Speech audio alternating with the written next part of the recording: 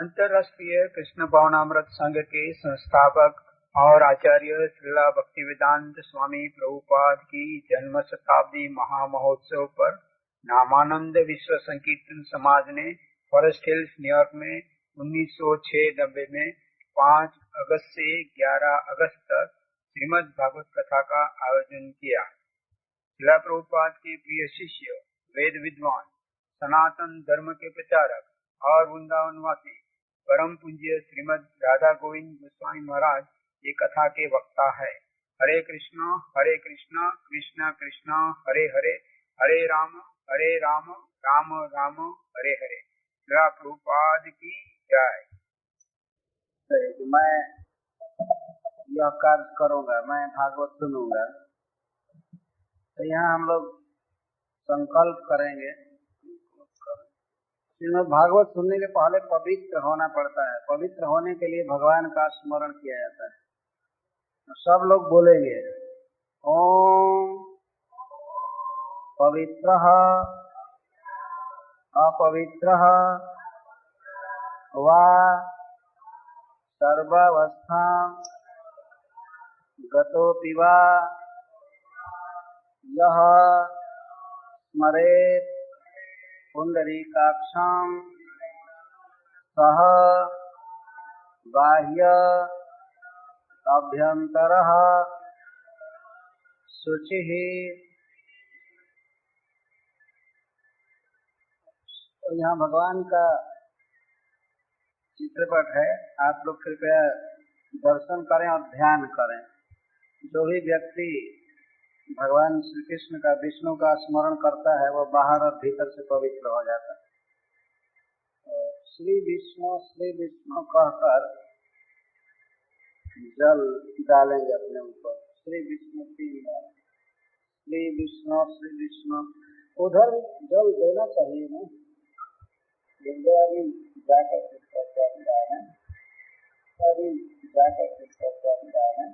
अगला से पानी लेकर देना चाहिए। श्री विष्णु नमो नमः। ओम नमो भगवते वासुदेवाय। ओम नमो भगवते वासुदेवाय। ओम नमो भगवते वासुदेवाय।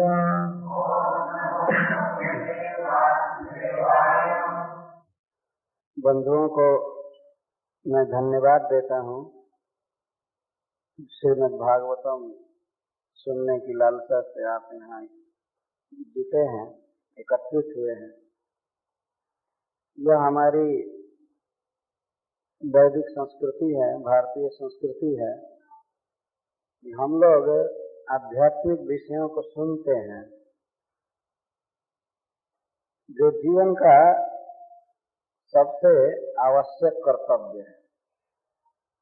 भगवान के विषय में सुनना और इस विश्व सृष्टि के विषय में सुनना, भगवान के साथ अपने संबंध को सुनना, यह मनुष्य जीवन का सबसे बड़ा कर्तव्य है।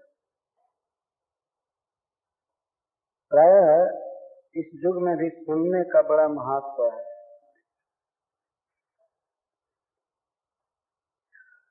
स्कूल, कॉलेज में, यूनिवर्सिटी में लड़के जाते हैं सुनने के लिए, तो कई वर्ष तक सुनते हैं, है ना। तो सुनते हैं इसलिए कि वे जानते हैं कि हम सुनेंगे तो सुनकर इस जगत में हम अच्छा साधन प्राप्त करेंगे, अच्छी तरह से जिंदगी जिएंगे, इसके लिए सुनते हैं। और इंफीरियर क्लासों में, छोटे क्लासों में तो बहुत लिखना पड़ता है, चित्र बनाना पड़ता है, लेकिन मनुष्य ज्यों-ज्यों हायर कक्षाओं में जाता है, उच्च कक्षाओं में जाता है, तो सुनना ही मुख्य हो जाता है। लेक्चरर लेक्चर देता है और प्राय सुनते रहते हैं, है ना। और जब बच्चा क्लास में रहते हैं तो स्लेट पकड़वाते हैं लोग और कौआ क ऐसे चिन्ह खांचते रहते हैं, चिन्ह बनाते रहते हैं। लेकिन ज्यों ज्यों ऊंची कक्षाओं में जाते हैं त्यों त्यों बस श्रवण और कीर्तन, तो बोलना और सुनना ये होता है। तो इससे भी सिद्ध होता है कि श्रवण ही मुख्य है। हमने देखा है बनारस हिंदू यूनिवर्सिटी में सप्ताह में एक घंटी कोई प्रोफेसर पढ़ाते थे, लेक्चरर पढ़ाते थे, तो उनको बहुत भारी सैलरी दी जाती थी। सप्ताह में एक बार 45 मिनट पढ़ाते थे, 45 मिनट्स, और अन्य सबसे अधिक उनको वेतन दिया जाता था। तो 45 मिनट बोलने का वेतन उनको बहुत दिया जाता था। बोली की इतनी बड़ी कीमत है। और आजकल भी अटर्नी आदि जो हैं इनकी बोली की बहुत कीमत होती है। वकील थोड़ी थोड़ी बात के लिए बहुत बहुत बड़ी बड़ी फीस लेते हैं। तो जब थर्ड क्लास की बातें, झूठी बातों का इतना वैल्यू है इस संसार में, इस सपना जैसे झूठी बातें हैं, फिर भी इसके लिए मनुष्य कीमत देता है, समय खर्च करता है। तो जो जीवन का सत्य है उसको सुनने में हमें क्यों नहीं समय लगाना चाहिए। तो जो विवेकी पुरुष होते हैं, महान होते हैं, वे हायर सब्जेक्ट्स को, आध्यात्मिक विषयों को सुनते हैं, अप्राइज करते हैं, और वो सारे विषय ग्रंथों में लिखे गए हैं, लेकिन सुनना पड़ता है। तो इसी परंपरा में यह श्रीमद् भागवत का श्रवण, तो हम लोग श्रीमद् भागवत सुनते हैं। हमारे भारतवर्ष में यह परंपरा है, और जो भी भारतवासी भारत से पाश्चात्य देश में आए हैं, कहीं भी दुनिया में किसी देश में गए हैं, तो आज भी वे अपनी संस्कृति को, अपने धर्म को बचा कर रखने का प्रयास कर रहे हैं, करते हैं। जगह जगह मंदिर है, भगवान के अर्चा विग्रह हैं, देवी देवता के अर्चा विग्रह हैं, मूर्तियां हैं, और कभी कभी भागवत का अनुष्ठान होता है, पूजा होती है, कीर्तन होता है। यह बहुत अच्छा है, वास्तव में ये होना ही चाहिए। देश छोड़ दे भले आदमी, लेकिन धर्म न छोड़े। देश तो छोड़ देता है मनुष्य जीने के लिए, जीविका के लिए, लेकिन अपना स्वभाव, अपना धर्म, अपनी संस्कृति कहीं नहीं छोड़नी चाहिए। और बहुत खुशी की बात है, मैं घूम घूम कर देख रहा हूँ कि सब जगह धर्म से प्रेम है। जो भी भारत छोड़ करके आए हैं, न्यूनाधिक रूप से अभी भी अपने धर्म से प्रेम है। तो धर्म का एक मुख्य अंग है भगवान के विषय में सुनना। तो श्री भक्तावतार दास जी के सत्प्रयास से यहाँ पर यह आयोजन हुआ है, मैं उनको धन्यवाद देता हूँ, और आप सभी श्रोता बंधुओं को मैं धन्यवाद देता हूँ। मैं आभारी हूँ कि आप यहाँ सुनने के लिए अपना अमूल्य समय खर्च कर रहे हैं। यह नियम है कि श्रीमद् भागवतम प्रारंभ करते समय श्रीमद् भागवतम की कुछ महिमा कहनी चाहिए। आज का युग ऐसा है कि बिना कुछ महिमा सुने किसी कर्म में उसकी रुचि नहीं होती। ऐसे भागवत की जितनी महिमा है उतना तो हम लोग कह नहीं सकते हैं, लेकिन फिर भी कुछ कहना चाहिए। यह युग एडवर्टाइजमेंट का युग है। कितना एडवर्टाइजमेंट करते हैं लोग, कितना विज्ञापन करते हैं। तो अमेरिका में रहने वाले आप सब लोग देख ही रहे हैं। मैं देखा वो रोड पर घर के पास कोई पत्रिका, कोई कागज फेंक कर चले जाते हैं फ्री में। मैं पूछा ये सब कहाँ क्यों फेंका गया है? बहुत लोग बताते तो ऐसे ही फेंक दिए हैं कि इसमें से कोई पढ़ेगा, कुछ सामान खरीदेगा। कंडम से कंडम, तुच्छ से तुच्छ वस्तुओं का विज्ञापन किया जा रहा है सारे संसार में। तो यह कुछ परंपरा भी है। तो भागवत का विज्ञापन किया गया है।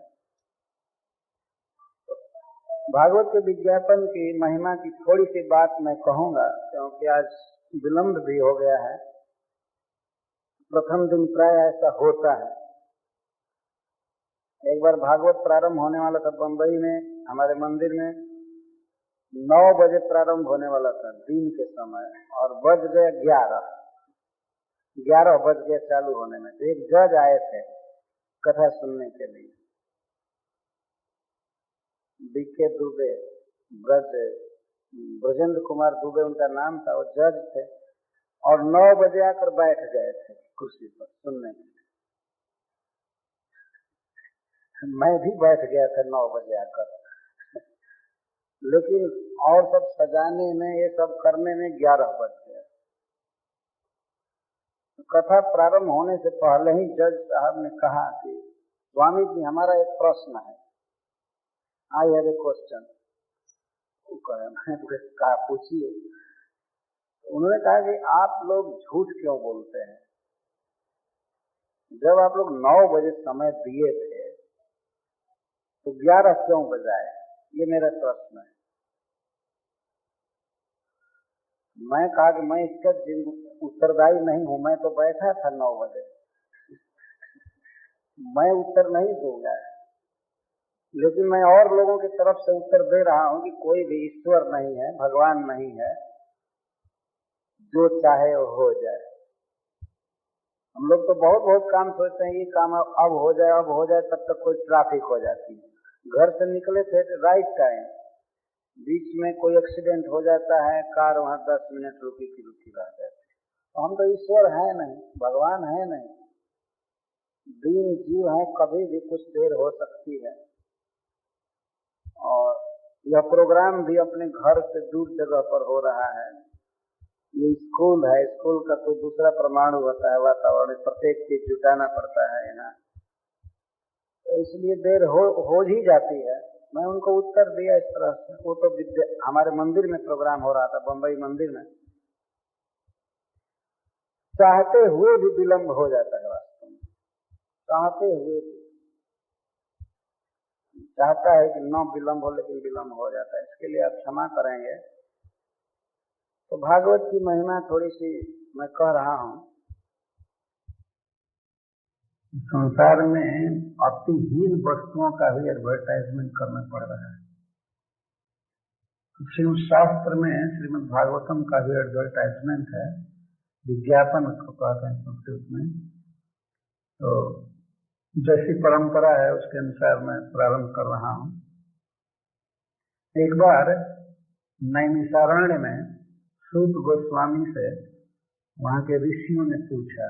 ऋषियों ने सौनक जी को अपना प्रधान व्यक्ति बनाया था कि जो कुछ पूछना होगा सूत गोस्वामी से सौनक जी पूछेंगे। सौनक जी समस्त शास्त्रों के विद्वान थे और आयु में भी सबसे बड़े थे, क्योंकि 88,000 ऋषि अगर एक साथ प्रश्न करने लगे तो बहुत भारी डिस्टर्बेंस होता।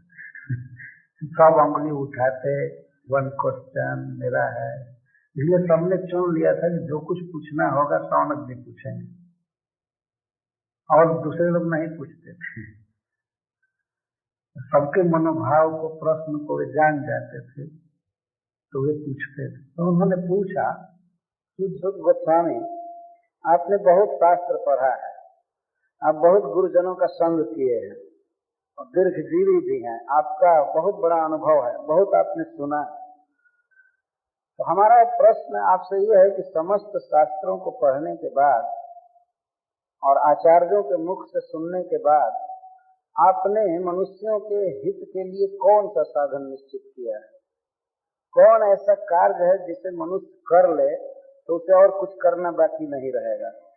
इसको एकांतिक श्रेय कहते हैं। एक अंत ऐसा मंगलमय साधन जिसे करने पर जीवन पूर्ण हो जाए, अब कुछ करना ना पड़े, जन्म मृत्यु से पार हो जाए, भगवान का धाम मिले। कृष्ण प्राप्ति कर्म शश्वत साधनम तद बदाधुना। ऐसा साधन बताइए जिससे भगवान कृष्ण की प्राप्ति हो, उनका धाम प्राप्त हो और आसानी से किया जा सके। तो सूत गोस्वामी तत्काल उत्तर देते हैं कि इसके लिए तो श्रीमद् भागवतम का श्रवण और कीर्तन करना चाहिए, ये पहले से ही निश्चित किया गया है। वे कहे कि श्रीमद् भागवतम का श्रवण करना चाहिए। बस जीवन में सबसे बड़ा कार्य यही है। श्रीमद् भागवतम का श्रवण ठीक से कर लिया जाए तो भगवान में मन लग जाता है और शरीर त्यागने के बाद जीव भगवान के धाम में जाता है, इसमें कोई संदेह नहीं। तो एक उदाहरण दे रहे हैं कि जब महाराज परीक्षित की मुक्ति हो गई, 7 दिन भागवत सुनने के बाद वे भगवान के धाम में चले गए, तो ब्रह्मा जी को भी आश्चर्य हो गया। 7 दिन में केवल आराम से बैठ करके सुन करके कैसे मुक्त हो गए परीक्षित। तो ब्रह्मा जी को विस्मय हुआ। तो ब्रह्मा जी अपने सत्य लोक में एक तराजू बनाए, तौलने के लिए स्केल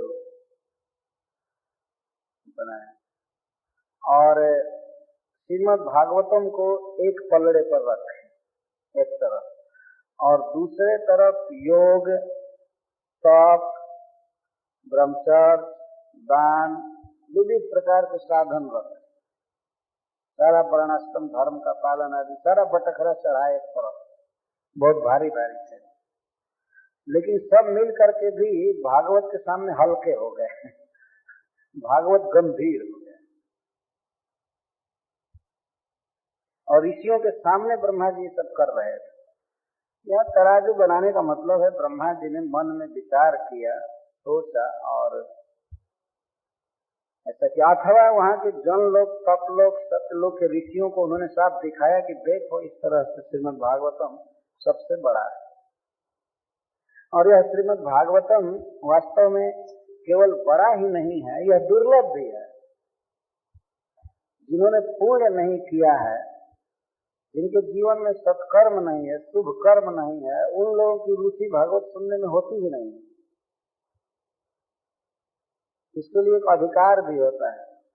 जब सुखदेव गोस्वामी भागवत कह रहे थे, कहने के लिए तैयार थे, तो देवता लोग हाथ में अमृत कलश लेकर आए। स्वर्ग से वे लोग सोचे कि चलें, और महाराज परीक्षित मरने से डरते हैं तो उनको अमृत पिला देंगे, वे मरेंगे नहीं, और इस उपकार के बदले हम लोगों को भागवत मिल जाएगा। मतलब वहां से ही वे सोचे कि भागवत की हम फीस देंगे, भागवत का शुल्क चुकाएंगे। इस तरह की मनोवृत्ति एक हीन मति का द्योतक है। ये लोग ये सोच रहे थे कि इस अमृत से भागवत को एक्सचेंज करेंगे, जिसका विनिमय करेंगे। तो भागवत को एक प्रकार से साधारण अमृत के समान समझ रहे थे। तो आए अमृत का कलश लेकर के, और जो खड़े थे तो सुखदेव गोस्वामी ने पूछा कि क्या तुम लोग करना चाहते हो, देवताओं से पूछे।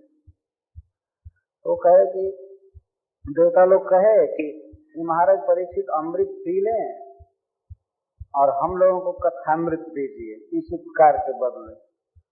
तो सुखदेव गोस्वामी कहे कि इस पूरे बाउंड्री से जहां तक कथा मंडप है इनको बाहर करो, देवताओं को भगाओ, यहाँ इनको नहीं देना। और भक्ता विज्ञा न ददो कथा नहीं, तुम लोग ऐसे आए होते, श्रद्धा से बैठे होते तो सुनते, लेकिन तुम भागवत की कथा की तुलना अमृत से कर दिए, इसलिए तुम लोग अनधिकारी हो।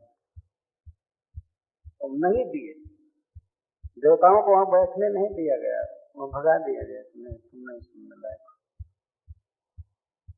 यह कथा है पद्म पुराण में, उनको भक्त जानकर नहीं दिया गया। एवं भागवती वार्ता सुराणामपि दुर्लभ है, यह देवताओं को भी दुर्लभ है भागवती कथा।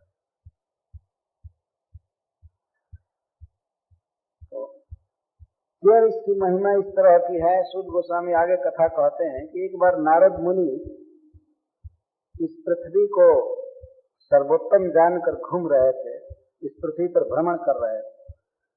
तो भ्रमण करते करते एक बार वे बद्रिकाश्रम गए, भगवान नर नारायण के आश्रम में। तो नारद जी बड़े व्याकुल थे, बहुत जल्दी जल्दी जा रहे थे, जैसे गृहस्थ आदमी, हाउस होल्डर बहुत बेचैन रहता है, चिंता में रहता है, नारद जी वैसे जा रहे हैं। तो 4 कुमारों से भेंट हुई। 4 कुमार मतलब सनक सनंदन आदि, ब्रह्मा जी के सबसे बड़े पुत्र, नारद जी के बड़े भाई। तो वे लोग देखे नारद जी को कि नारद जी बड़ी व्यग्र गति से जा रहे हैं, चिंतित मुख से जा रहे हैं। तो उन लोगों ने पूछा कि नारद, तुम्हारे जीवन में ऐसी कौन सी कठिनाई आ गई है कि तुम इतना चिंतातुर हो गए? तो गृहस्थ जैसा तुम बिल्कुल चिंता में पड़ गए। साधु का मतलब होता है कि आनंद से रहे, जहां भी रहे आनंद से रहे। विरक्त का आनंद तो यही है कि जहां भी रहे बिना फिक्र के रहे, बिना चिंता के रहे। आनंद ही आनंद है। चिंता करने की सारी जिम्मेवारी तो गृहस्थों पर है, वे लोग चिंता करें। यहाँ तक कि साधुओं को खिलाने की भी चिंता गृहस्थों को ही होती है। साधु का मतलब होता है निश्चिंत रहना। चारों भाई पूछे कि आप इतनी चिंतातुर क्यों हैं? आप लोक संग्रह से मुक्त हैं, फिर भी ऐसी दशा क्यों है? तो नारद जी कहे कि मैं पृथ्वी पर गया था घूमते हुए, तो सबसे पहले मैं पुष्कर गया। पुष्कर के बाद फिर कुरुक्षेत्र आया, बद्रिकाश्रम और हरिद्वार। गंगा द्वार हरिद्वार दोनों एक ही है। वैष्णव लोग, कुछ लोग कहा करते हैं कि शिव जी के भक्त लोग हरिद्वार को हरद्वार कहते हैं और भगवान विष्णु के भक्त हरिद्वार कहते हैं। दोनों का झगड़ा मिटाने के लिए उसको गंगा द्वार ठीक है, उसको गंगा द्वार। लेकिन वास्तव में वहीं से केदारनाथ भी जाते हैं और भगवान नारायण के आश्रम में भी जाते हैं, बद्रिकाश्रम। तो बद्रिकाश्रम वहां से जाते हैं, इसलिए उसको हरिद्वार कहते हैं। वो हरि का द्वार, वहां से प्रवेश करते। और भगवान शिव के धाम में भी वहीं से जाते हैं, इसलिए हरिद्वार भी ठीक ही, अंग्रेजों ने हरिद्वार लिख दिया। वो जाते हैं। तो नारद जी घूमे, गया जी गए और श्रीरंगम गए, साउथ इंडिया सब जगह घूमे। वो बता रहे हैं कि मैं घूमा, लेकिन मैं देखा कि सब जगह पाप हो रहा है, कहीं पुण्य नहीं हो रहा है, धर्म नहीं हो रहा है, कलयुग आ गया है। तो मैं घूमते घूमते वृंदावन पहुंचा। नारद जी कथा कह रहे हैं। वृंदावन में पहुंचा तो वहां पर एक अति आश्चर्य देखा। क्या आश्चर्य था कि एक युवती स्त्री दो बूढ़े पुरुष को अपने पास लेकर के और रो रही है। नारद जी कथा कहते हैं अपने भाइयों से, मैं देखा कि एक ज्योति स्त्री है, दो वृद्ध पुरुष हैं, मरे जैसे पड़े हुए सोए थे बूढ़े, और कुछ स्त्रियां थी जो उस स्त्री की सेवा कर रही थी, पंखा आदि झल रही थी। तो बेचारी स्त्री बहुत दुखी थी, अपने दोनों बूढ़े पुरुषों को जगाना चाहती थी, उठा रही थी, वो उठ नहीं रहे थे, वो रो रही थी, असहाय अपने को मान रही थी, अनाथनी समझ रही थी अपने। तो मैं उसके पास चला गया। मैं पूछा कि तुम कौन हो और ये दोनों वृद्ध पुरुष तुम्हारे कौन हैं और ये सब स्त्रियां कौन हैं, तुम क्यों दुखी हो? तब उस स्त्री ने बताया कि नारद जी, मैं भक्ति हूँ, भगवान विष्णु की भक्ति हूँ मैं, और ये ज्ञान वैराग्य मेरे पुत्र है, ये मेरे पुत्र है। वास्तव में जहाँ भगवान की भक्ति होती है तो ज्ञान और वैराग्य अपने आप हो जाता है। ज्ञान का अर्थ होता है भगवान का अनुभव, भगवान कितने महान हैं, कितने आनंदमय हैं, इन सब का अनुभव होता है। और वैराग्य का अर्थ होता है भगवत विरोधी बातों से, संसार से अनासक्ति हो जाना, इसको वैराग्य कहते हैं। तो जहाँ भगवान कृष्ण से प्रेम होता है, भक्ति होती है, तो ज्ञान वैराग्य अपने आप आ जाते हैं, अलग से साधन नहीं करना पड़ता। तो भक्ति बता रहे थे कि ये मेरे पुत्र हैं और ये जो स्त्रियां हैं, गंगा आदि नदियां हैं जो मेरी सेवा करती हैं। गंगा आदि का सेवन करने से भक्ति बढ़ती है। नारद जी, मैं बड़ी दुखी हूँ कि मैं माँ होकर, तो मैं ज्योति हूँ और हमारे बेटे वृद्ध हैं, बूढ़े हो गए, तो इसका मुझे बहुत बड़ा दुख है। मैं इनको जगा रही हूँ, इनको युवक बनाना चाहती हूँ, लेकिन ये बन नहीं रहे हैं। और मैं अपना इतिहास सुना रही हूँ कि मैं दक्षिण भारत में जन्म ली थी। उत्पन्न द्रविणेशाहम वृद्धिं कर्णाटके गता, क्वचित क्वचित महाराष्ट्रे गुर्जरे जीर्णताम गता। मैं द्रविड़ में उत्पन्न हुई, दो भक्ति प्रधान क्षेत्र है, बड़े बड़े आचार्य वहाँ हुए हैं साउथ इंडिया। तो मैं द्रविड़ में उत्पन्न हुई और कर्नाटक में कुछ बढ़ी, महाराष्ट्र में भी कहीं कहीं मैं बढ़ी, जैसे पंढरपुर में और सब जगह वहां बढ़ी, लेकिन गुजरात में जाकर मैं जीर्ण हो गई।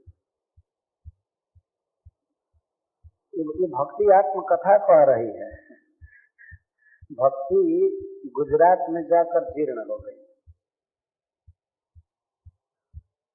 आज भी हम लोग देखते हैं कि गुजराती समाज को आसानी से ठगा जा सकता है। जितना भी मत और पंथ है सब गुजरात में सबसे ज्यादा फ्लोरिस्ट है। जितना पाखंड है, उसकी राजधानी है गुजरात, इसमें संदेह नहीं है। ये भक्ति अपनी कथा कह रही है। आज भी हम लोग तो देखते हैं, घूमते हैं गुजरात में, तो सब तरह के पंथ और मत, भगवत विरोधी भी और भगवत भक्ति का भी प्रचार है। भगवत भक्ति भी है, पुष्टि संप्रदाय का बहुत प्रचार है, उसमें तो भक्ति है, लेकिन इसके साथ ही साथ और भी बहुत बहुत प्रचार है।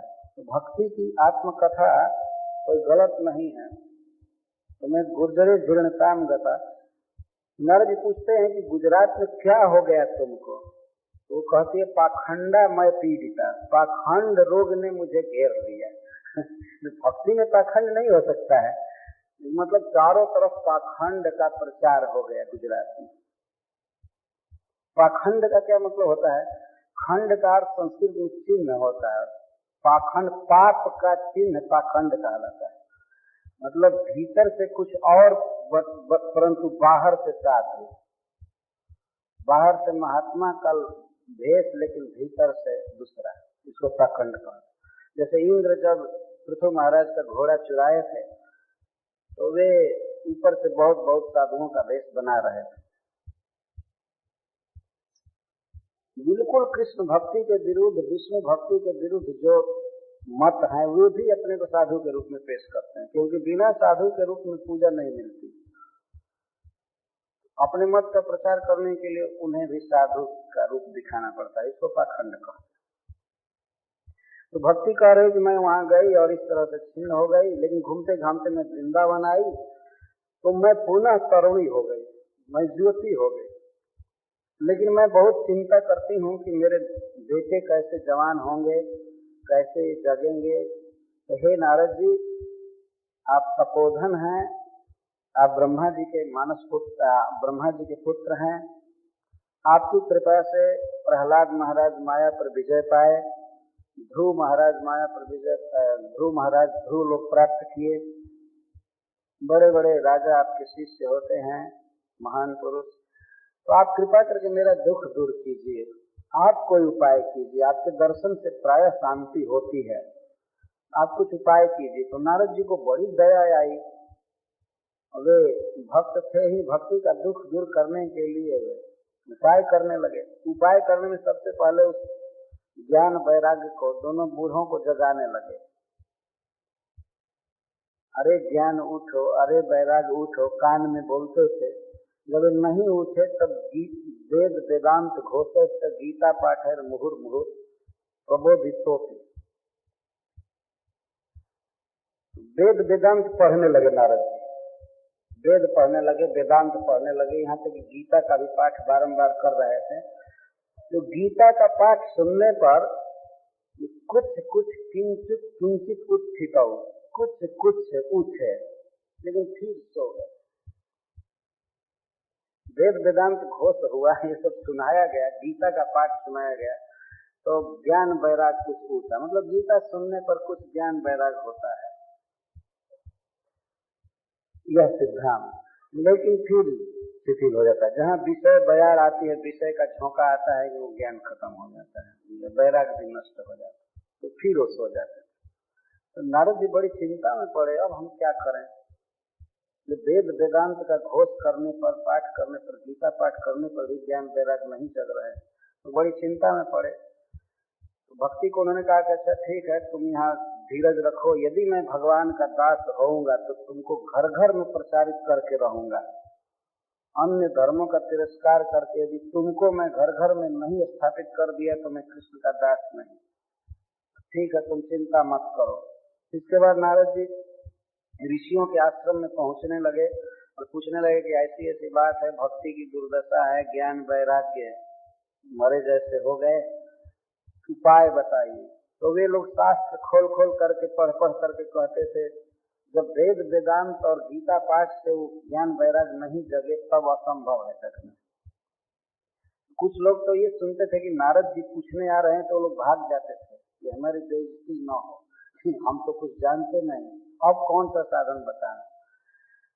नारद जी कह रहे हैं उसी साधन को जानने के लिए मैं सोचा कि बद्रिकाश्रम में आकर तप करूं। भगवान नारायण मुझे बताएंगे, नर नारायण बताएंगे। आप लोगों से भेंट हो गई, लोग 4 कुमारों से भेंट हो गई, तो आप सबसे बड़े साधु हैं, आप बताइए वो साधु। क्योंकि नारद जी जब ज्ञान वैराग्य को जगा रहे थे, भक्ति को सुखी करना चाहते थे, तो उस समय आकाशवाणी हुई कि हे नारद जी, आप ज्ञान वैराग्य और भक्ति को पुष्ट करने के लिए सत्कर्म कीजिए, अच्छा कर्म कीजिए, और उस कर्म का उपदेश आपको साधु पुरुष करेंगे, सत्पुरुष करेंगे। तो आकाशवाणी ने भी कोई साफ कहा नहीं, आकाशवाणी ने साफ कहा नहीं। तो नारद जी पूछे 4 कुमारों से कि कौन सा सत्कर्म है जो आकाशवाणी ने कहा, कौन सा सत्कर्म है और कौन पुरुष उपदेश करेंगे। आप लोगों से बड़ा पुरुष कोई है नहीं, कोई सत्पुरुष नहीं है आपसे बढ़कर, इसलिए आप बताइए कि वो कौन सा सत्कर्म है। तो 4 कुमारों ने बताया कि आश्चर्य है नारद जी कि आप इस प्रश्न को पूछ रहे हैं, आपको पता नहीं है श्रीमद् भागवतम का पठन और श्रवण ही सबसे बड़ा सत्कर्म है। जब वेदव्यास देव अज्ञान में डूबे थे, चिंतित थे, असंतुष्ट थे, तो आपने भागवत का उपदेश किया उनको, आपने उनका शोक दूर किया था, और आप स्वयं ऐसा प्रश्न कर रहे हैं, आश्चर्य की बात है। आपको ऐसा प्रश्न नहीं करना चाहिए। आप श्रीमद् भागवतम की कथा सुनाइए, भक्ति ज्ञान वैराग्य बढ़ जाएंगे, उनका प्रचार सब जगह हो जाएगा, ये सबसे बड़ा साधन है। तब नारद जी ने कहा कि मैं तो वेद वेदांत घोष किया, गीता पाठ किया, उनकी नींद ही नहीं खुली, उनकी बुढ़ापा नहीं गई, तो भागवत में तो वेद वेदांत का ही रस दिया गया है, तो उसको सुनने के बाद कैसे भक्ति बढ़ जाएगी और ज्ञान वैराग्य पुष्ट होंगे। भागवत में भी तो वेदांत का रस है, वेद का रस है। तो 4 कुमारों ने समझाया कि हाँ, उसमें वेदांत का रस है, लेकिन जैसे वृक्ष एक वस्तु है, लेकिन वृक्ष में जब फल लगता है तो फल का कुछ और स्वाद होता है। लकड़ी खाए कोई और कोई फल खाए, दोनों में अंतर होता है कि नहीं? तो वृक्ष से ही फल निकला है, लेकिन फिर भी फल में विलक्षण स्वाद होता है। दूध में सब जगह घी छिपा रहता है, लेकिन जब मथ करके घी अलग कर दिया जाता है तो उस घी का स्वाद कुछ और होता है। ये गन्ना में, इच्छू में सब जगह रस रहता है, लेकिन उसको जब बाहर निकाला जाता है, उसकी मिश्री बनाई जाती है, शुगर कैंडी, तो उसका कुछ और स्वाद होता है। तो श्रीमद् भागवतम का कुछ विलक्षण प्रभाव है, स्वाद है। आप भागवत की कथा कहिए, लोग सुने, इससे ज्ञान वैराग्य बिल्कुल युवक हो जाएंगे, भक्ति बिल्कुल सुखी हो जाएगी, सब जगह प्रचार हो जाएगा। तब नारद जी ने कहा कि ठीक है, तो मैं आप लोगों को ही भागवत का वक्ता चुन रहा हूं, आप लोगों को कथा कहनी होगी। तो 4 कुमार स्वीकार कर लिए, तो ठीक है। तो बद्रिकाश्रम में निश्चित हुआ, प्रपोजल रखा गया कि भागवत की कथा होगी। कहाँ पर होगी? नारद जी कहे कि हरिद्वार में कथा होगी। गंगा जी का तट है, बालुका बिछी हुई है, बहुत अच्छा आनंद नामक तट है, और सबसे पहले भागवत सप्ताह हुआ। पहला भागवत सप्ताह हरिद्वार में हुआ, और वक्ता थे 4 कुमार। तो जब भागवत की कथा वो लोग प्रारंभ कर रहे थे, तो उस समय भागवत की महिमा कह रहे थे। कोई भी व्यक्ति चाहे कितना भी पाप किया हो, यदि भागवत सुनता है तो पवित्र हो जाता है, क्योंकि इसमें भगवान का वर्णन होता है बारंबार, तो पवित्र हो जाता है। मैं ऐसा समझता हूँ आप लोगों को कष्ट हो रहा है गर्मी से ना।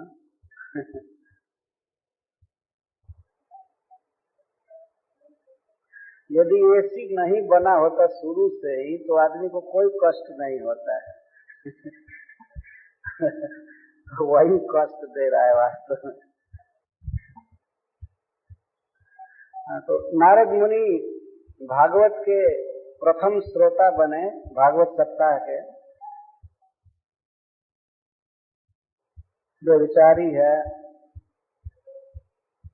कोई भी हो, यदि वह भागवत सुने तो उसका पाप नष्ट हो जाता है।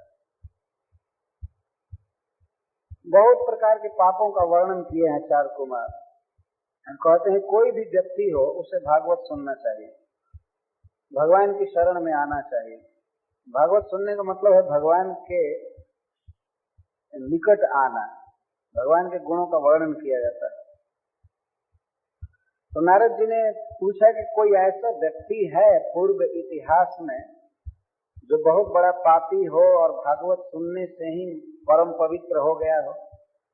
तो चार कुमारों ने एक उदाहरण दिया, एक इतिहास कहा। इतिहास का अर्थ होता है सच्ची घटना। इतिहास कोई मनगढ़ंत कथा नहीं होती है। आज के युग में मनुष्यों में यह बहुत भारी कमी है, बहुत बड़ा रोग हो गया है। तो किसी ग्रंथ को यह कहता है कि काल्पनिक, ये इमेजिनेशन है। इसका कारण यह है कि आज के युग में इतनी पुस्तकें, इतने ग्रंथ, इतनी किताबें काल्पनिक लिखी जा रही हैं कि आदमी करे क्या। चारों तरफ झूठी कथाएं लिखी जा रही हैं। उपन्यास से, उपन्यास को अंग्रेजी में क्या कहते हैं? नॉवेल। नॉवेल तो जितना भी नॉवेल लिखा गया है, ये स्टोरी लोग लिखते हैं, कहानी, उपन्यास, जो भी सारा झूठा लिख रहे है कि नहीं? और फिर उसका शूटिंग करते हैं, उसका मूवी बनाते हैं और देखने वाले रोते हैं या हंसते हैं, और वो भी जानते हैं कि ये झूठा है, लेकिन उन पुस्तकों को पढ़ते रहते हैं। दिमाग में बात आ गई है कि जैसे ये सब पुस्तकें झूठी हैं, वैसे ही वैदिक ग्रंथ भी झूठा है। इसको कहते हैं अभिनिवेश, आवेश हो जाना किसी वस्तु का। जैसे कोई बच्चे घूमते हैं, घुमरी परेता उसको कहते हैं हम लोग, घुमरी खेलते हैं, घुमरी परेता, तो उनके आंखों में उद्घूर्णा छा जाती है, आंखें घूमने लगती हैं। तो उन घूमती हुई आंखों से वे देखते हैं कि वृक्ष घूम रहा है, ये घर घूम रहा है, रोड घूम रहा है, कुछ भी नहीं घूम रहा है, घूम रही है उसकी आंख, है कि नहीं? आंख घूमती है, न कि भवन घूम रहा है, लेकिन दिखाई पड़ता है कि ये सब घूम रहे हैं, घूम रहे हैं। तो उस घूमती हुई आंख से आदमी जो कुछ भी देखता है तो घूमता हुआ नजर आता है। तो झूठी कथाओं को पढ़ते पढ़ते आदमी का दिमाग झूठ से बिल्कुल भर गया है, इसीलिए भागवत आदि को भी सोचता है ये भी झूठा है, उन्हीं आंखों से वो देखता है, झूठी कथा सुनता है। हमारे यहाँ भारतवर्ष में एक गीत है, मोहब्बत की झूठी कहानी पर रोए। तो छोटी छोटी किताबों में झूठे मोहब्बत की कथा है, वो झूठी कथाएं। एक तो मोहब्बत भी झूठा है और पात्र भी सब झूठे, और पढ़ने वाले रोते हुए ट्रेन में पढ़ते हुए चलते हैं इंडिया में, खुश होते हैं या रोते हैं, झूठी बातें पढ़ पढ़कर। झूठ को ग्रहण करने की का अभ्यास हो गया है, आदमी सत्य को ग्रहण नहीं कर रहा है, और सत्य को यदि बताया जाता है तो कहता है ये भी तो ऐसा ही। व्यास जी ने कल्पना करके लिख दिया होगा, न कोई राम है, न कृष्ण है, न ये न है, न वो है, न ये न, ये तो झूठी कथाओं को पढ़ने का अवसर हो गया है, इसीलिए आदमी इसको झूठा कहता है। लेकिन है यह सच्चा इतिहास, हमारे यहाँ लोग कथा कहानी कहते हैं, मैं सुना हूँ बचपन में, जब सोने का समय होता है, जब जाते हैं सोने के लिए, तब किसी से कहते हैं थोड़ा कहानी सुनाओ, और सोए सोए सुनते हैं। वो सोने जा रहे हैं और ये कहते हैं कि जरा कोई कथा कहो जिससे नींद आवे, कोई कथा कहो। और वो आदमी कथा कहना चालू करता है झूठा जोड़ करके, एक राजा था, एक रानी थी, ये था वो था, और लेकिन वो पहले से ही प्रॉमिस करा लेता है कि तुमको हुंकारा भरना पड़ेगा, हकारा भरना पड़ेगा, बीच बीच में हाँ हाँ ठीक है कहना पड़ेगा। और जब वो बीच में बोलना बंद कर देता है, नहीं हकारा भरता है, तो कहता सो रहे हो क्या? तो कहता नहीं अभी सो नहीं रहे हैं, चलो कहो। और कथा कह करके, पूरी कथा कह करके, वो कथाकार कोई कथा कहो जिससे नींद आवे, कोई कथा कहो। और वो आदमी कथा कहना चालू करता है झूठा जोड़ करके, एक राजा था, एक रानी थी, ये था वो था, और लेकिन वो पहले से ही प्रॉमिस करा लेता है कि तुमको हुंकारा भरना पड़ेगा, हकारा भरना पड़ेगा, बीच बीच में हाँ ठीक है कहना पड़ेगा। और जब वो बीच में बोलना बंद कर देता है, नहीं हकारा भरता है, तो कहता है सो रहे हो क्या? तो कहता नहीं अभी सो नहीं रहे हैं, चलो कहो। और कथा कह करके, पूरी कथा कह करके, वो कथाकार क्या कहता है अंत में? वो कहता है कि कहानी गईल वन में, सोचा अपना मन में, कहने वाला झूठा, सुनने वाला साचा। हमारे यहाँ ये कहते हैं कि कहानी चली गई वन में, वो जंगल में चली गई, मतलब झूठी वस्तु है, और तुम अपने मन में सोचो कहने वाला झूठा है, सुनने वाला साचा है। कहने वाला तो जोड़ जाड़ करके इधर उधर से कह रहा था, और सुनने वाला प्रभावित होता जाता था कथा के प्रसंगों से, तो सुनने वाला उसको सच्चा समझ लेता है। ये सारा संसार झूठी कथाओं से भरा हुआ है, सारा संसार। इसीलिए परम सत्य वैदिक इतिहास को भी लोग झूठा समझते हैं, लेकिन ये झूठा नहीं है, यह परम सत्य है, यह फैक्ट है, ये भागवत की महिमा है। तो सनत कुमार आदि सुना रहे हैं इतिहास, भागवत को सुन करके एक बहुत बड़ा पापी तर गया। तो कथा सुना रहे हैं कि तुंगभद्रा नदी के तट पर एक नगर था। तुंगभद्रा नदी दक्षिण भारत में है, आज भी है। तो वहाँ उस नगर में एक आत्मदेव नाम का ब्राह्मण रहता था। वो ब्राह्मण बहुत धनी था और बहुत सदाचारी था। यहाँ तक लिखा गया है कि वह वेद शास्त्र को ऐसा जानता था, इतना पारंगत था कि दूसरे सूर्य के समान तेजस्वी ब्राह्मण था, इतना तेजस्वी ब्राह्मण। लेकिन संजोग बस या कर्म का फल कहिए, उसको वाइफ जो मिली थी, उसकी जो पत्नी मिली थी, वो बहुत बैड थी, वो बहुत खराब थी। इसीलिए बहुत सोच समझकर विवाह करना चाहिए मनुष्य को। उसका विवाह एक नालायक औरत से हो गया था, वो अच्छी नहीं थी, वो हमेशा बक बक बोलती रहती थी, लोक वार्ता में रत रहती थी, हमेशा न्यूज़पेपर पढ़ती रहती थी, टीवी देखा करती थी, वो ऐसी थी। हमेशा लोक वार्ता, दुनियादारी की बात करना, और काम करने में, घर का काम करने में तो महान वीर थी, बहुत दक्ष थी, एक्सपर्ट थी घर का काम धंधा करने में। झगड़ा करती रहती थी, अशुद्ध रहती थी, नहाती धोती नहीं थी। अब उसके दुर्गुणों का क्या वर्णन किया जाए, सब तरह से खराब थी। तो आत्मदेव ब्राह्मण के घर में सब सुख था, पूरा धन था, लेकिन उसको कोई पुत्र नहीं था। तो पुत्र नहीं था तो बेचारा बड़ा दुखी रहता था। पुत्र प्राप्ति के लिए वो यज्ञ किया, दान किया, अपने धन का आधा हिस्सा 50% तो धर्म में लगा दिया, लेकिन न पुत्री हुई न पुत्र। पुत्र तो हुआ ही नहीं, एक बेटी भी नहीं हुई। इसलिए बहुत भारी चिंता उसको हुई कि हाय धन भी चला गया और बेटा हुआ न बेटी हुई, कुछ नहीं। बड़ा चिंतित रहता था।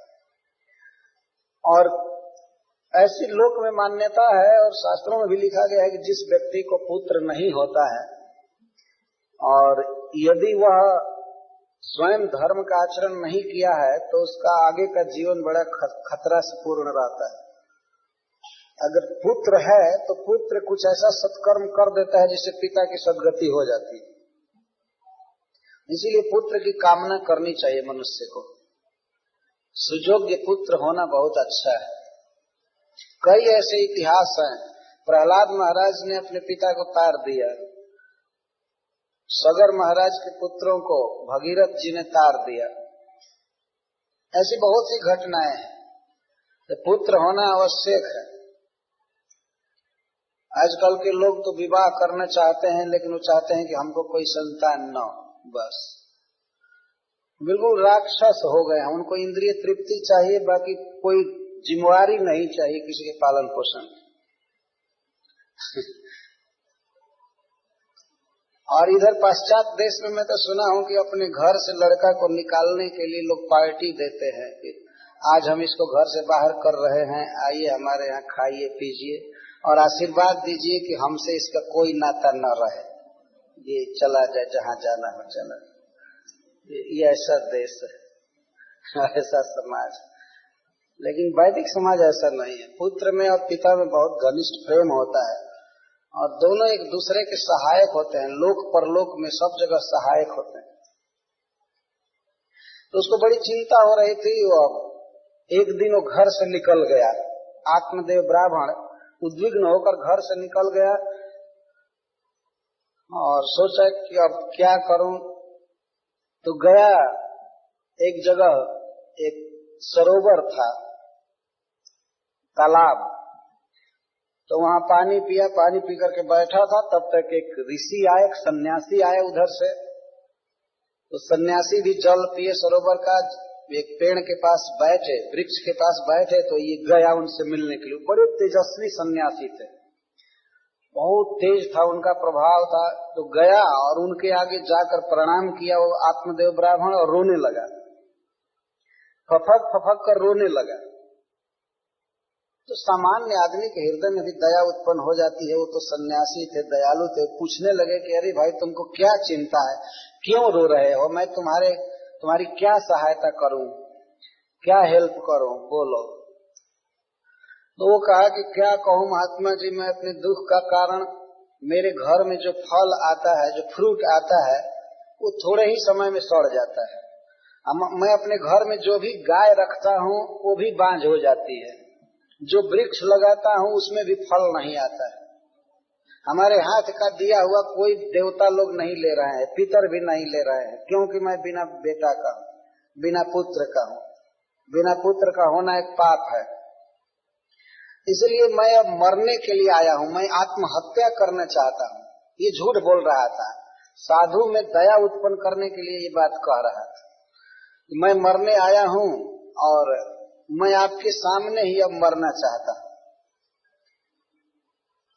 तो सन्यासी ने कहा कि अरे इसमें मरने की क्या जरूरत है, बेटा नहीं है तो तुम मर जाओगे। नहीं नहीं, तुम पुत्र की इच्छा ही मत करो, पुत्र से बड़ा दुख होता है। चित्रकेतु महाराज को दुख हुआ था, सगर महाराज को दुख हुआ था, पुत्रों से बहुत बहुत दुख होता है। बेटा से चिंता मत करो, संन्यास ले लो, घर छोड़ दो, भगवान का भजन करो, उसमें सुख है। और महात्मा ने यह भी कह दिया कि तुम एक जन्म की क्या चिंता करते हो, 7 जन्मों तक तुमको न पुत्री होगी न पुत्र होगा। मैं तुम्हारे ललाट की अक्षर मालिका को पढ़ रहा हूँ, तुम्हारे ललाट की रेखा पढ़ रहा हूँ। इस जन्म में तो क्या 7 जन्म तक न पुत्री होगी न पुत्र होगा। इतना सुनने पर तो वो और रोने लगा और ये समझ गया कि जो 7 जन्म की रेखा पढ़ सकता है वो पुत्र भी दे सकता है। इसलिए नाटक करना चालू किया। कहा कि नहीं, हमको सन्यास से कोई मतलब नहीं है, हम विरक्त नहीं होंगे, आप हमको पुत्र दीजिए, नहीं तो आपके चरणों में मरूंगा, यहीं पर मरूंगा। जब सुन लिया कि 7 जन्म की रेखा पढ़ लिया तो उसको विश्वास हो गया कि पहुंचा हुआ साधु है, ये जरूर पुत्र की व्यवस्था कर सकता है। वास्तव में हम लोगों के हाथ में और ललाट में सब जगह लिखा हुआ है कि हम पहले क्या थे और बाद में क्या होंगे। सब कुछ लिखा हुआ है। लिखने का मतलब ये है कि हम क्या होंगे, क्या करेंगे, वो लिखा हुआ है। यही करना होगा तुमको, ये नहीं लिखा हुआ है। आप समझ रहे हैं? जैसे हम लोग प्लेन पकड़ते हैं तो उसी समय लिख दिया जाता है कि कहाँ उतरेंगे, क्या खाएंगे, नट्स फ्रूट्स खाएंगे कि बर्गर खाएंगे, आपको क्या खाना है वो वहीं लिख दिया जाता है। रिजर्वेशन जिस दिन होता है महीनों महीनों पहले सब लिख दिया जाता है। वो लोग नहीं लिखते कि तुमको यहीं उतरना पड़ेगा, लेकिन कहाँ उतरना है वो लोग लिखते हैं, हमसे पूछते हैं। ऐसा नहीं कि हम कह दें कि जहां का मन करे वहां का टिकट दे दो, वो सब चीज निश्चित रहता है। तो हम लोगों का निश्चित है। निश्चित मतलब जो कुछ होने वाला है वो सब पता है, ईश्वर को लिखा हुआ है। कोई कहे कि हाथ में तो बहुत कम लिपियां हैं, इसमें क्या क्या लिखा जाएगा, लेकिन वो कंप्यूटर का जो छोटा सा डिस्क होता है, आप तो सब लोग सोच समझते हैं, कंप्यूटर के छोटे डिस्क में, कैसेट में कितनी बातें होती हैं, वॉल्यूम्स एंड वॉल्यूम्स बुक्स होते हैं उसमें। तो क्या इस छोटे से हाथ पर ब्रह्मा नहीं लिख सकते हैं करोड़ों करोड़ों जन्म की बात? ये सहज संभव है। ललाट में लिखा हुआ है, सब जगह लिखा हुआ है। तो साधु पढ़ लिए, कहे कि तुमको 7 जन्म तक बेटा है न बेटी है, तो लगा रोने और सोचा कि इसके अंदर दया उत्पन्न करानी चाहिए, ये जरूर वरदान दे देगा तो इसके वरदान से पुत्र हो जाएगा। वो कहा कि मैं आत्महत्या करूंगा यदि आप पुत्र नहीं देंगे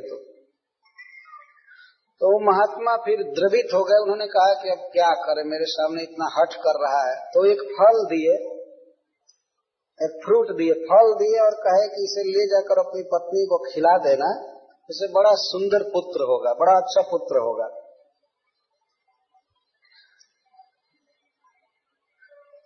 लेकिन उस पुत्र से तुमको सुख नहीं होगा।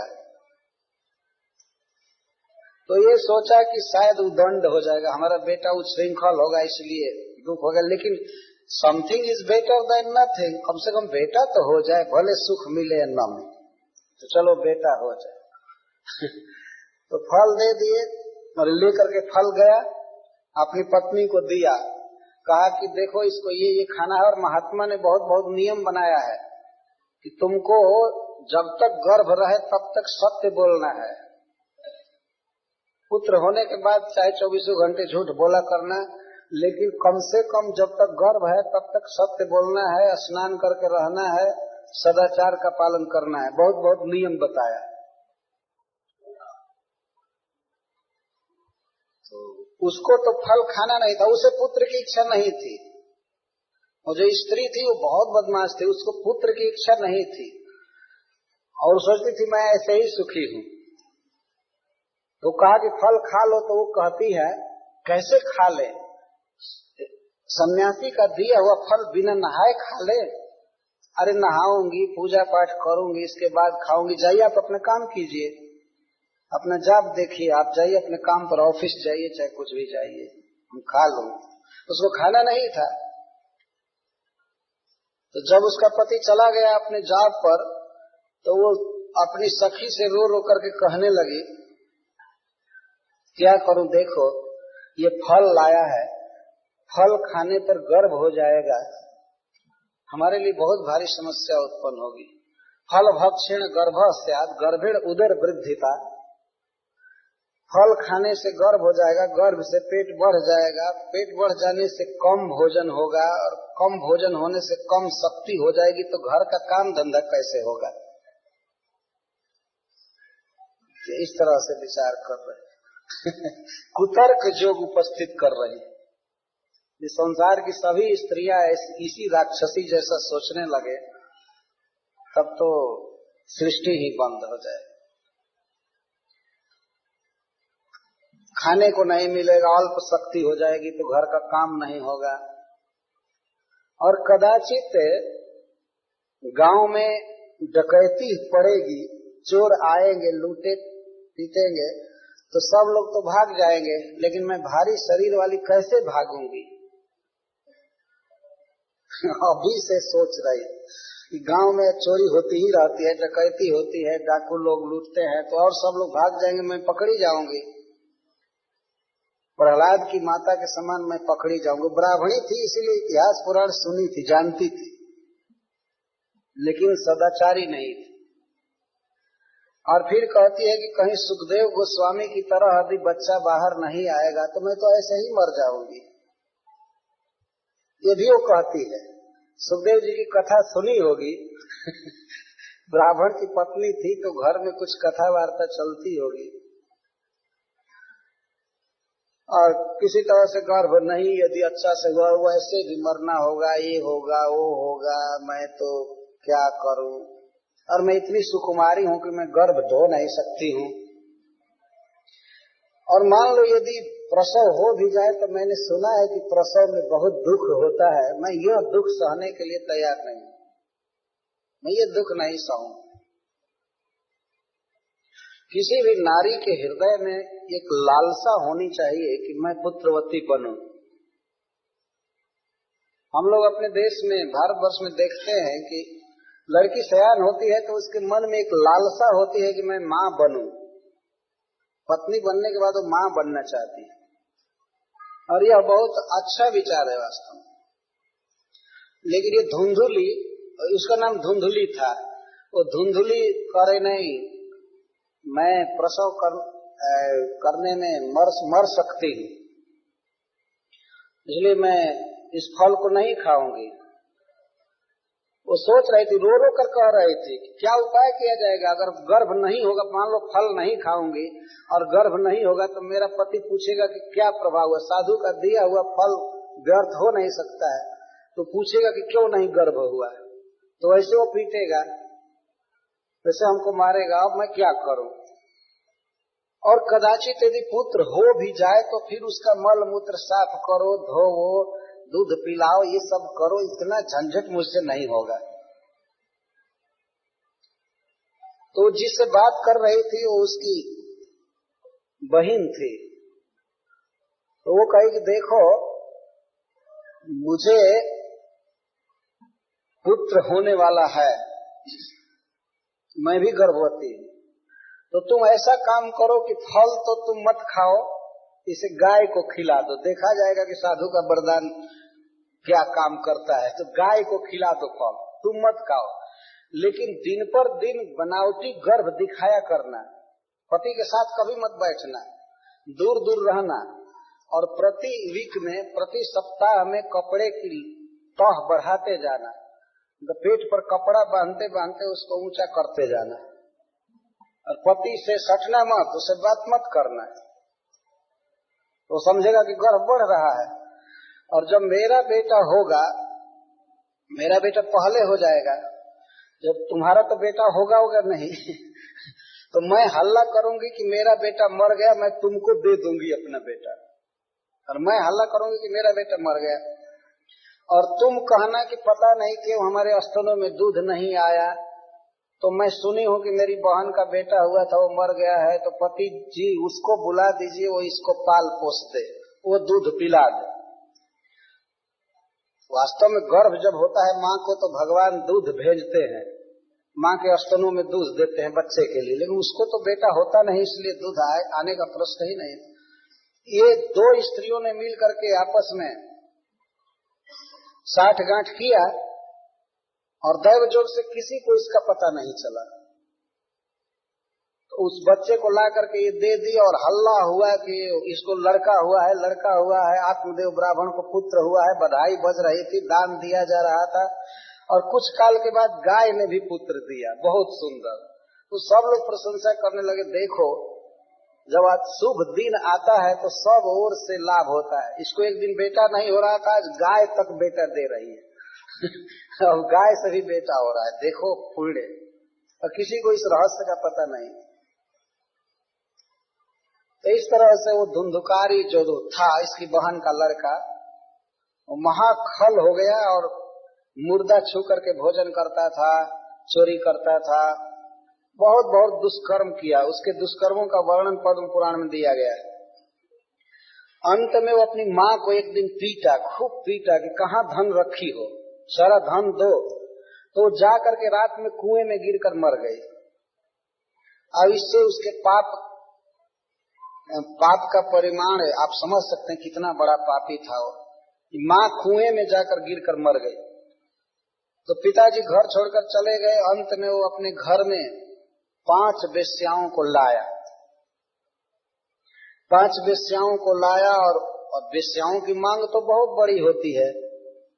कहीं से चोरी करके, कहीं अपहरण करके, जुआ खेल करके या लॉटरी से जैसे तैसे वो धन लाता था, 5 का पोषण करता था।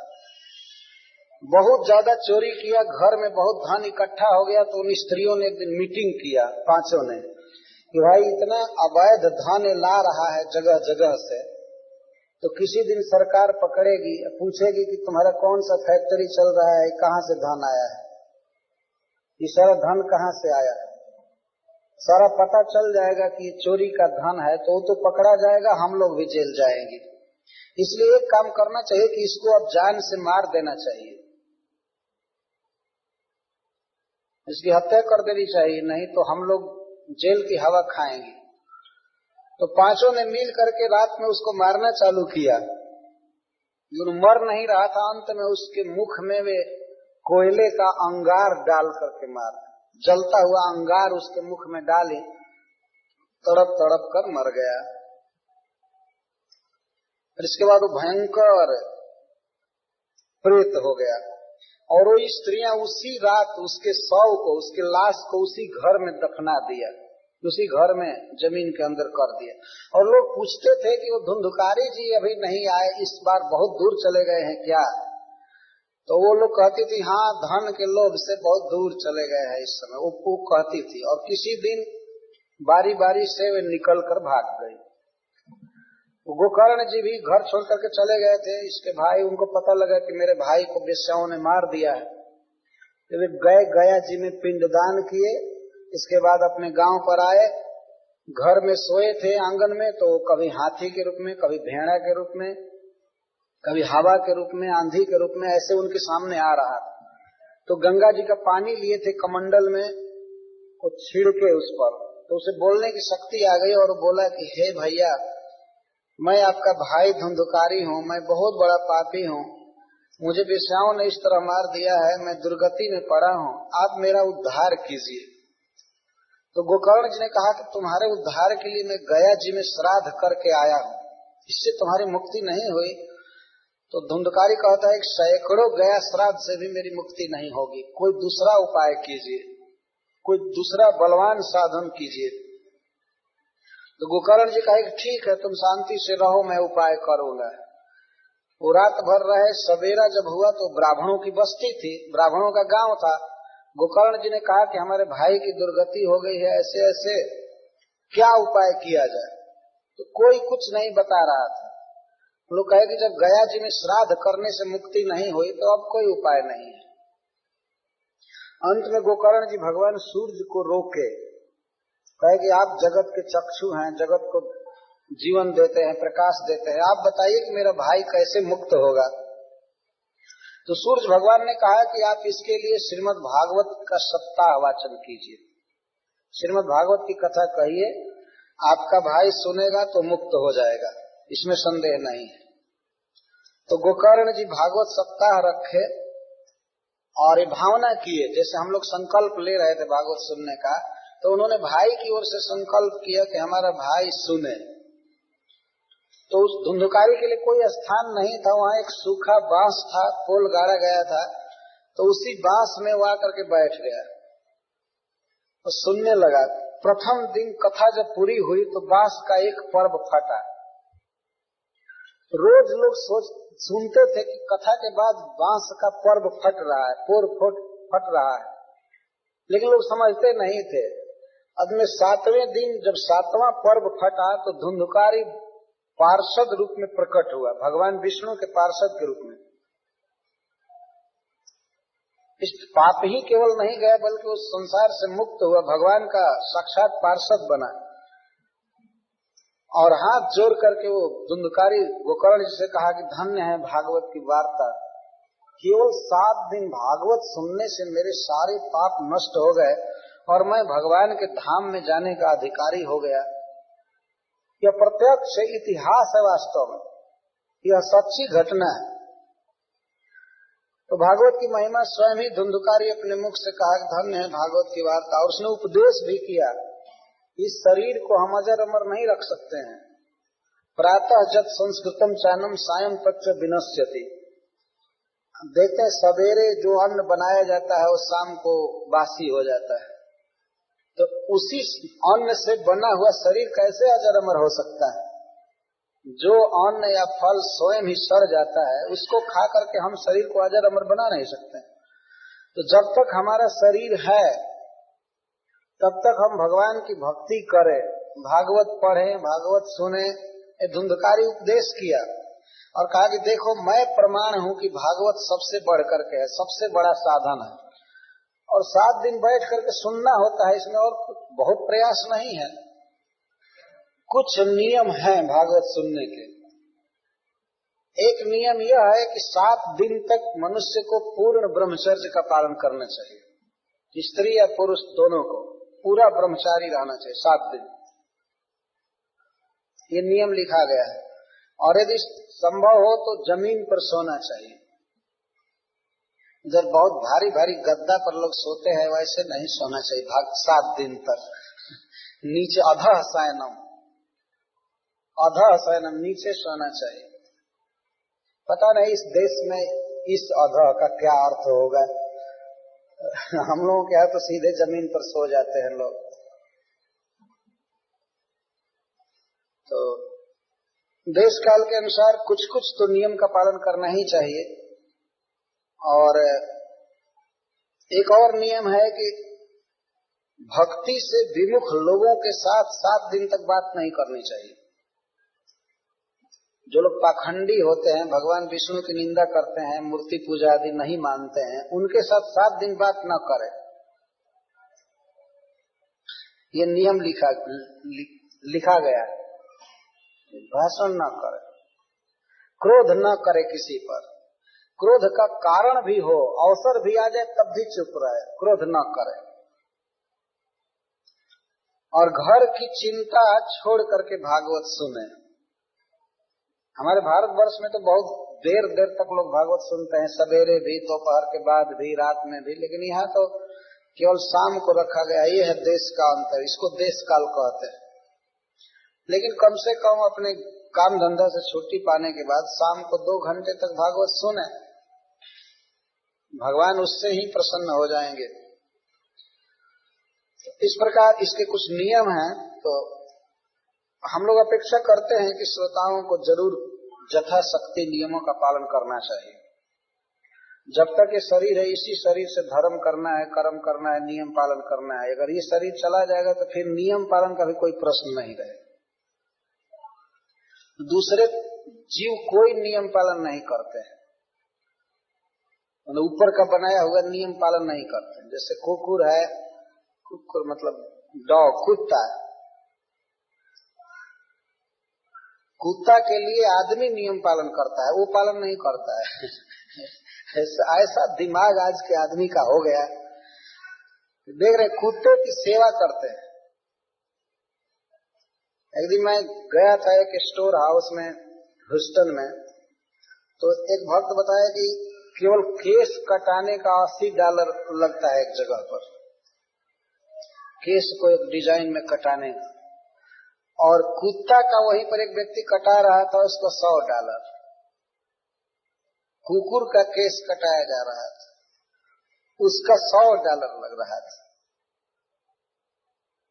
हमें भी सुने हैं कि लोग कुत्ता लेकर के चलते हैं तो एक बाकेट हाथ में लिए रहते हैं और जहां वो शौच करता है उसको टांग लेते हैं। क्या अधम दशा हो गई आदमी की। कुत्ते के लिए जूता, कुत्ते के लिए जैकेट और कुत्ते के लिए फूड स्टोर होता है अलग, उसको भोजन लाते हैं, करते हैं। इस तरह की अशुद्धि नहीं रखनी चाहिए। जो लोग भी इस तरह रख रहे हों उनको सुधार करना चाहिए अपने वास्तव में। ये गॉड की सेवा नहीं करने के कारण माया डॉग की सेवा कराती है। प्रभुपाद जी लिखे हैं इसको, जब मनुष्य भगवान की सेवा छोड़ देता है तो माया कहती है तब कुत्ते की सेवा करो, क्योंकि डॉग के ठीक उल्टा गॉड है।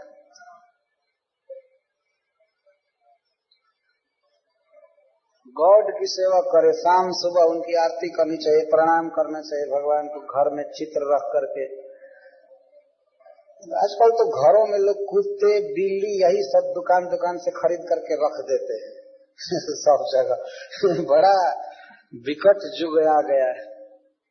रखना ही है तो हाथी रखना चाहिए, घोड़ा रखना चाहिए, मतलब वो डॉल जो बनाया हुआ मिलता है खिलौना, हाथी घोड़ा गाय। लेकिन अधिकांश लोग इधर कुकुर रखते हैं, बिल्ली रखते हैं, और पश्चिम के लोगों के साथ में पढ़ करके भारत के लोग भी उसी में बाते जा रहे हैं, वो भी बाते जा रहे हैं। इस तरह का अपने में सुधार होना चाहिए। तो मैं भागवत के नियमों की बात कर रहा था, तो 7 दिन कम से कम कुकुर नहीं छूना चाहिए, जिनके पास होगा वो भी न छुए, ये नियम है। और खास करके ब्रह्मचर्य का पालन करें, समय पर आ जाए। कथा प्रतिदिन 6:30 से होगी, 6:30 से 8:30 तक। और मैं तो कभी भी टाइम एक्सीड नहीं करता हूँ, मुझे जो समय दिया जाता है मैं समय से ज्यादा कथा नहीं कहता लेकिन समय पर आ जाना चाहिए, यही हमारी प्रार्थना है। कल से हम लोग भागवत की कथा प्रारंभ करेंगे। तो आज मैं महात्मा सुनाया, महात्मा सुनने पर लोगों की श्रद्धा बढ़ती है। हम लोगों का प्रयास है कि लोगों को सही वस्तु मिले। हमें तो कोई गुण नहीं है, लेकिन फिर भी प्रभुपाद जी की आज्ञा से भागवत कहते रहते हैं, लोग आयोजन करते हैं। और ये हमारे गुरु महाराज श्रील प्रभुपाद जी का सेंटेनियल ईयर चल रहा है, तो उस उपलक्ष्य में भी हम लोग ये भागवत सप्ताह रखे हैं। तो आप अपने बंधु बांधवों को लाइए, और भी अधिक से अधिक संख्या में, यही प्रार्थना है। हरे कृष्ण। हरे कृष्ण कृष्ण कृष्ण हरे हरे, हरे राम राम राम हरे हरे, हरे कृष्ण कृष्ण कृष्ण हरे हरे, हरे राम राम राम हरे हरे, हरे कृष्ण कृष्ण कृष्ण हरे हरे, हरे राम राम राम हरे हरे। श्रीमद् भागवत महापुराण की जय, श्रील प्रभुपाद की जय। हम लोगों के भागवत सप्ताह में एक नियम है कि सब लोगों को भगवान को एक बार कम से कम रोज प्रणाम करना चाहिए इस मंडप में, और वो प्रणाम यहाँ करना होगा। यहाँ राधा गोविंद जी का विग्रह है और प्रभुपाद जी हैं,